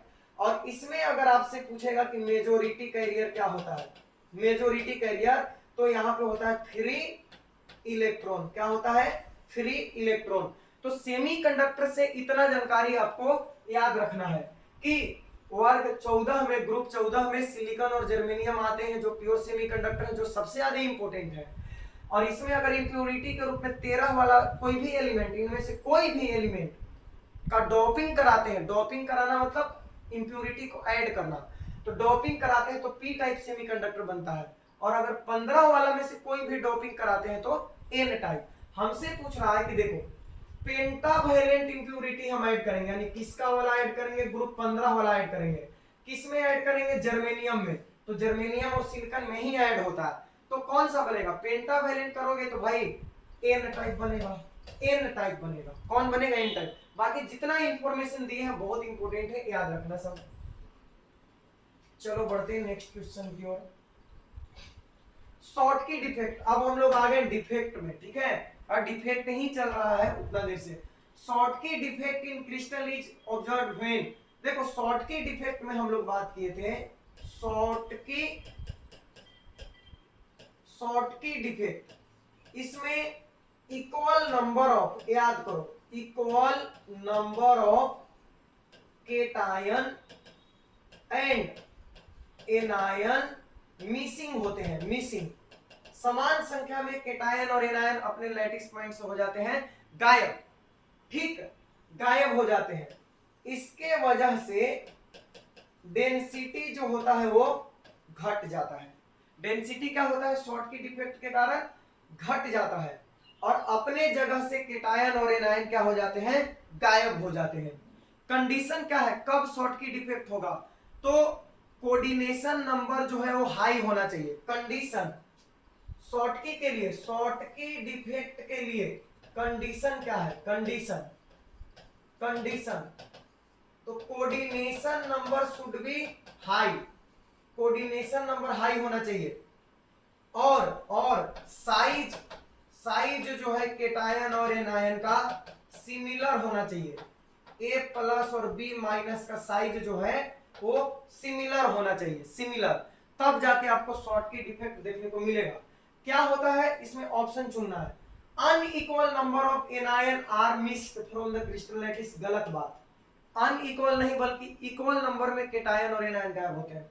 Equal number of cation and anion are missed from the crystal lattice, ये सही है। Anion leaves its normal site and occupy an interstitial site, गलत है। ये तो फ्रेंकल डिफेक्ट में होता है बच्चों की, ये केटायन अपना जगह छोड़ देते हैं और इंटरस्टिशियल पे मौजूद हो जाते हैं। Density of the crystal increase, बिल्कुल नहीं, हम बताएं डेंसिटी क्या होता है, घट जाता है। मतलब जितना पॉइंट हम बता रहे हैं एक्स्ट्रा में, उतना अगर याद रखोगे तो आपका काम चंगा हो जाएगा। कोई भी सवाल आएगा तो हमारा आंसर कौन होगा, बी होगा, B. Next, in solid lattice the cation has lattice site and it's located at an interstitial position. Lattice defect is has lattice site, अच्छा थोड़ा सा क्वेश्चन में यहाँ पे दिक्कत है। In a solid lattice the cation has left a lattice site, यानी cation cation अपने स्थान से हट गया और लोकेटेड एट इंटरस्टिशियल पोजीशन, तो इसको हम बोलते हैं बच्चों Frenkel defect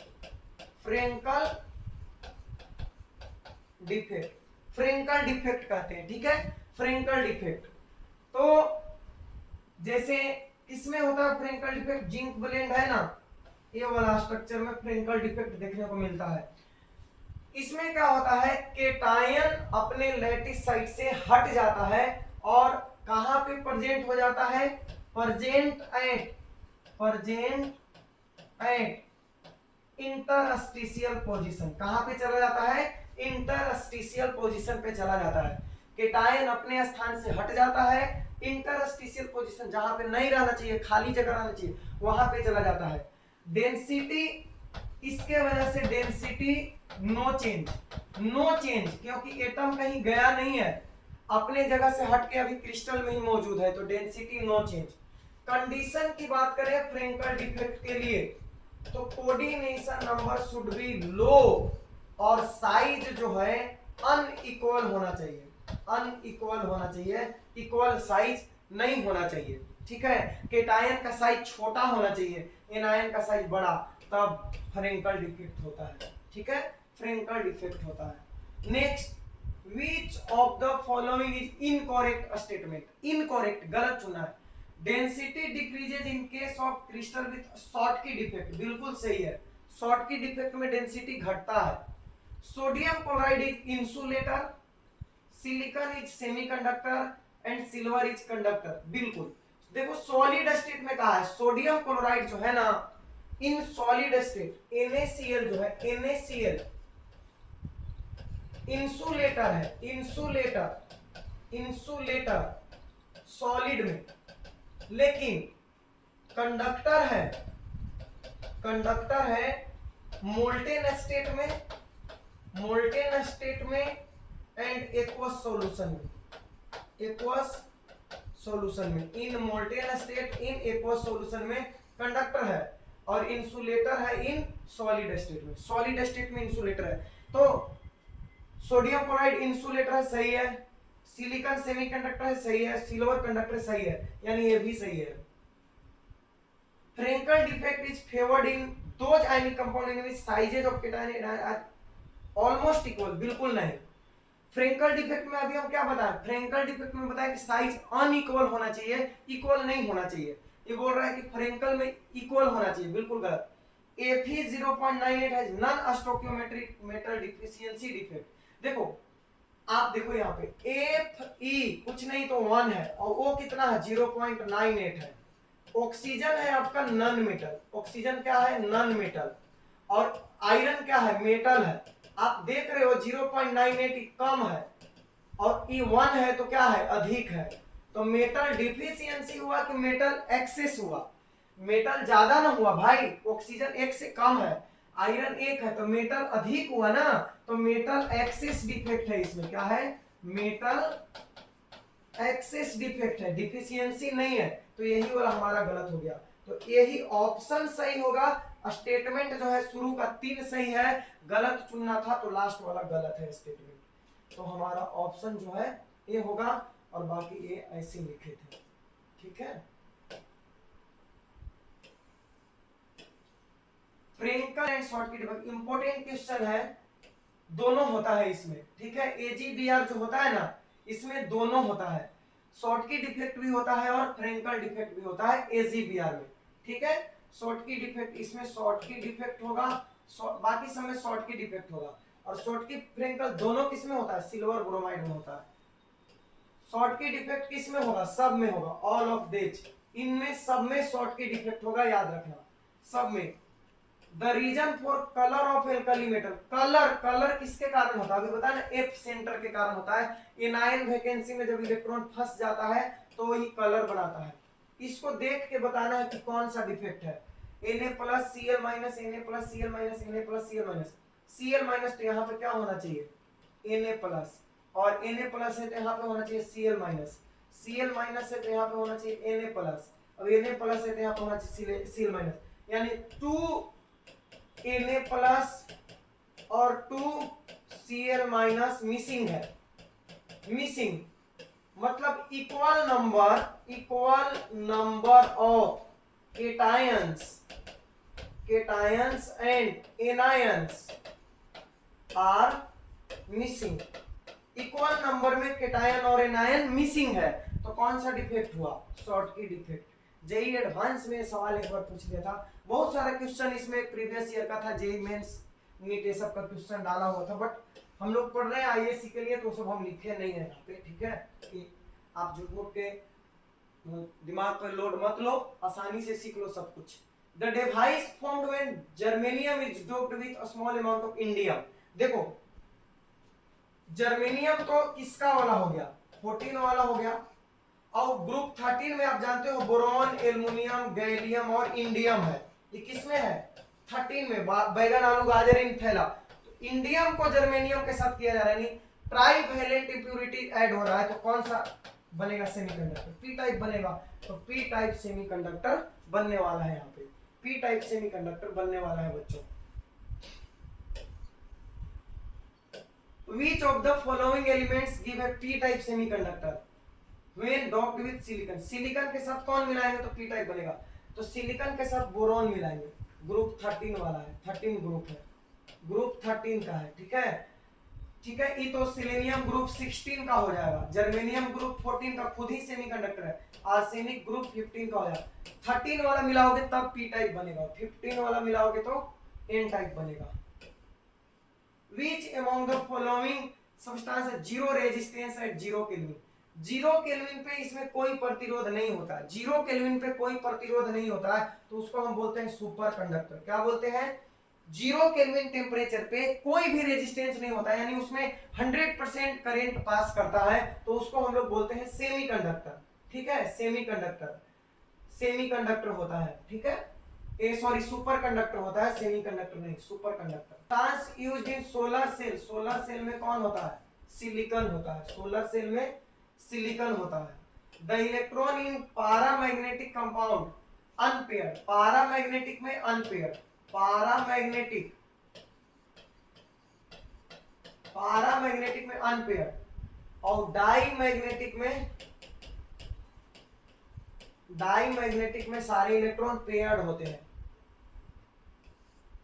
When pure silicon is doped with phosphorus, देखो सिलिकॉन है ग्रुप 14 वाला और फास्फोरस किसका है? 15 वाला, एन टाइप बनेगा, एन टाइप बनेगा, एन टाइप कौन बनेगा? एन टाइप सेमीकंडक्टर बनेगा, एन टाइप, ठीक है। Which among the following oxides show electrical behavior like metal? तो अभी बताए ना, CrO2 फेरोमैग्नेटिक होता है, फेरोमैग्नेटिक, और ये मेटल के जैसा बिहेव करता है, किसके जैसा? धातु के जैसा, मेटल के जैसा बिहेव करता है, मैग्नेटिक फील्ड से स्ट्रांगली अट्रैक्ट होता है। The metal mainly use in devising photo electric cell, तो photo electric cell cell cell cell यहाँ पे लिथियम का यूज आप कर सकते हो फोटो इलेक्ट्रिक सेल के लिए। The metal use mainly used in devising photo electric cell, तो फोटो इलेक्ट्रिक सेल के डिवाइसिंग के लिए लिथियम सेल, लिथियम का आप यूज कर सकते हो, सिलिकॉन का यूज होता है। If NaCl is doped with 10 to the power minus 4 mole % of SrCl2, the concentration of cation vacancy will be। देखो NaCl में हम लोग क्या मिला रहे हैं? NaCl में मिला रहे हैं, NaCl को तोड़ोगे तो Na प्लस मिलेगा और Cl माइनस मिलेगा। जब SrCl2 को ब्रेक करोगे तो Sr2 प्लस मिलेगा और 2Cl माइनस मिलेगा, ठीक है। तो ये तो ठीक है, Cl माइनस मिल रहा है, बट यहाँ पे आप ध्यान दो कि यहाँ पे चार्ज कितना है? एगो प्लस है, और यहाँ पे चार्ज 2 प्लस है, मतलब ये हुआ कि 1 Sr2 प्लस का मतलब हो गया 2 Na प्लस। हुआ कि नहीं हुआ बताओ?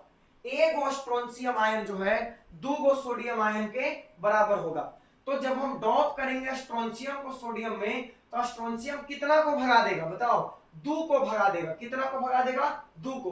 तो दो वैकेंसी उत्पन्न होगा, एगो से एगो SR2 प्लस का वो वैकेंसी क्रिएट करेगा, दूगो Na प्लस को घटाएगा, और जिसमें से एगो पे खुद चला जाएगा, अब एगो क्या रहेगा, वैकेंट, क्योंकि इसको ऐड भी तो करना है। तो एगो स्ट्रोंशियम दूगो के भगाएगा, लेकिन अपने रहेगा कहाँ पे, एक ही जगह पे रहेगा, तो एगो खाली रहेगा। तो जितना स्ट्रोंशियम आप मिलाओगे ओकरा से दुगना वैकेंसी क्रिएट होगा, लेकिन आधे जो है उस पे स्ट्रोंशियम चला जाएगा तो आधा खाली रहेगा। यानी 10 के पावर -4 मोल परसेंट हम मिलाएंगे तो इतना ही वैकेंसी खाली रहेगा, और बाकी पे आधा जो खाली हुआ उस पे स्ट्रोंशियम चला गया। तो 10 के पावर -4% है, तो 1/100 लिख देते हैं, इसी को परसेंट कहा जाता है। और मोल का मतलब होता है 6.022 गुने 10 के पावर 23। तो टोटल कितना हो गया बताओ, 6.022 गुने 10 के पावर 23 था, 2 ऊपर गया तो माइनस हो गया, तो 4 2 6, तो 23 में से 6 घटाओ तो 17 होगा, तो 10 के पावर 17 हो जाएगा पर मोल। तो 6.02 गुने 10 के पावर कितना, 17 हो जाएगा। ठीक है, 10 के पावर 17 परसेंट था। परसेंट का मतलब क्या होता है, परसेंट का मतलब होता है 1/100, परसेंट का मतलब 1/100 होता है। और मोल, तो मोल के जगह पे रख दिए वहां पे 6.022 इंटू 10⁻23।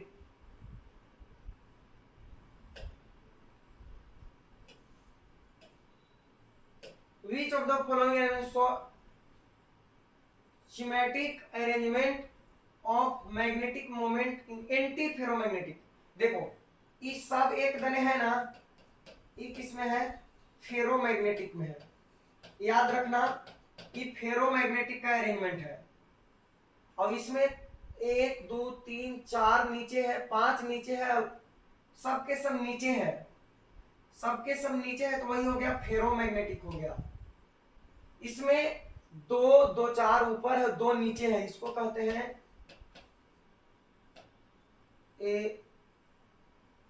2 ऊपर है, 1 2 3 4 ऊपर है और 2 नीचे है, इसको कहते हैं फेरी मैग्नेटिक, यानी अनइक्वल नंबर में रहेगा ऑपोजिट डायरेक्शन। इसमें एक ऊपर एक नीचे, एक ऊपर एक नीचे, एक ऊपर एक नीचे, यही है आपका एंटी फेरोमैग्नेटिक। अब फिगर देख के आप समझ जाना कि डोमेन किसमें कैसा होता है। फेरोमैग्नेटिक में एक ही डायरेक्शन में रहेगा, एंटी फेरो में इक्वल एंड ऑपोजिट रहेगा, और फेरी मैग्नेटिक में ऑपोजिट रहेगा बट इक्वल नहीं रहेगा। Which of the following statement is not true? Not true, सही नहीं है। Paramagnetic substance are weakly attracted by magnetic field, paramagnetic सही है, वीकली अट्रैक्ट होता है। Ferromagnetic substance can not be magnetised permanently, गलत है, परमानेंटली मैग्नेटाइज हो सकता है। The domains in anti ferromagnetic substance are oppositely oriented with respect to each other. Anti ferro में हाँ बिल्कुल सही है। Pairing of electrons cancel their magnetic moment in the dimension, ये भी सही है, ठीक है, ये भी सही है। तो पेयरिंग होता है तो मैग्नेटिक मोमेंट कैंसिल कर है, कौन ट्रू नहीं है, तो ये वाला ट्रू नहीं है। स्टेटमेंट पढ़ के एक एक स्टेटमेंट याद रखने वाला है तो आप याद रख सकते हो। Ferromagnetic substance become a permanent magnet when it is placed in magnetic field because all the domain get oriented in the direction of magnet, बिल्कुल सही है, ए वाला ऑप्शन सही होगा। देखो बोल रहे हैं कि जब हम किसी फेरोमैग्नेटिक सब्सटेंस को मैग्नेटिक फील्ड में ले जाते हैं तो परमानेंटली मैग्नेटाइज होता है, यानी वो एक परमानेंट मैग्नेट बना लेता है। क्यों बना लेता है, क्योंकि जब हम उसको मैग्नेटिक फील्ड में ले जाते हैं तो उसके जो डोमेन से होते हैं वो एक ही डायरेक्शन में ओरिएंट हो जाते हैं, in the direction of magnetic field. तो ए ऑप्शन सही है। Next, which of the following oxides so ferromagnetism, तो फेरोमैग्नेटिज्म Cr फेरोमैग्नेटिज्म होता है। At which temperature is a ferromagnetic substance converted into ferromagnetic, ferrimagnetic substance ferromagnetic किसमें change होगा, 850 kelvin के बाद, किसमें 850 केल्विन के बाद, ठीक है, ठीक है। 850 केल्विन के बाद हो जाता है। तो खत्म हो गया बच्चों, ये जो सवाल है खत्म हो गया। तो सॉलिड स्टेट का हमने लगभग, इसमें तो लगभग 80 क्वेश्चन थे, बट आपने देखा कि कितना सारा कंटेंट मैंने बटोर बटोर के हर टॉपिक से बताया। तो आई होप ये आपको बहुत मदद करने वाला है। एक दो बार वीडियो को अगर अच्छे से देख लोगे तो ऑब्जेक्टिव को लेकर आप निश्चिंत रह सकते हो, और जिस तरह का क्वेश्चन था उसी तरह का न्यूमेरिकल वगैरह जो है आपका सब्जेक्टिव में भी आता है, तो वहां भी हेल्प करने वाला है। फिर एक बार मिलेंगे हम लोग इसका सब्जेक्टिव क्वेश्चन लेकर, ठीक है। तो अभी इसे करो, फिर अभी सॉल्यूशन चैप्टर का हम लोग अगली बार करेंगे, और मेहनत किया जा रहा है आपके लिए। तो अगर वीडियो अच्छा लगा, अच्छा क्या लगना है, एजुकेशनल वीडियो है, इससे सीखना है। कोई हम कंटेंट क्रिएटर तो है नहीं कि बहुत ज्यादा ये वीडियो क्वालिटी और हंसी मजाक करेंगे। हम लोग तो पढ़ने लिखने यहाँ पे आए हैं, तो आपको बेशक इससे बहुत ज्यादा हेल्प होगा। तो वीडियो को लाइक कर देना एक बार, क्योंकि चैनल पे बहुत दिन से कोई भी वीडियो नहीं आया है, तो बहुत सारा टेक्निकल इश्यू आ गया है इसमें। आप जब थोड़ा सा सपोर्ट दिखाओगे, लाइक करोगे, सब्सक्राइब करोगे, शेयर करोगे, अच्छे अच्छे कमेंट करोगे, तो चैनल फिर से क्या होगा, यूट्यूब जो है इसको प्रमोट करना शुरू करेगा, तो हम लोग को थोड़ा सा काम करने में मजा आएगा। मिलते हैं बच्चों नेक्स्ट वीडियो में सॉल्यूशन के साथ। तब तक के लिए बहुत बहुत धन्यवाद आपका, बहुत बहुत शुभकामनाएं। अच्छे से पढ़ाई करो।